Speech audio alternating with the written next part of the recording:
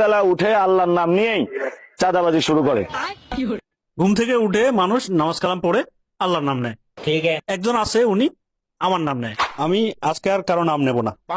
আমি বিতাড়িত শয়তান থেকে আল্লাহর কাছে আশ্রয় প্রার্থনা করছি।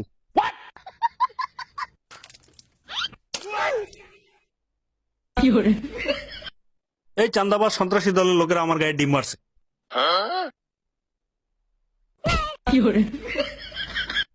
এই চাঁদাবাজের লোকেরা আমার রাস্তায় ইট ফেলে রাখছে।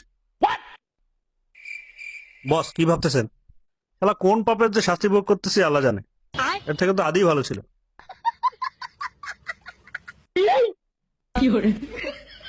বস কি হয়েছে? ওটা তো আমাদের পোস্টার না। আরে এই জন্যই তো সমস্যা। আরে বাচ্চা ছেলেটা দেখলে কইবে যে এটা আমি ছিড়ছি। ধর ধর ধর, তাড়াতাড়ি ঠিক করে এটা। আরে এতক্ষণ লাগে নাকি?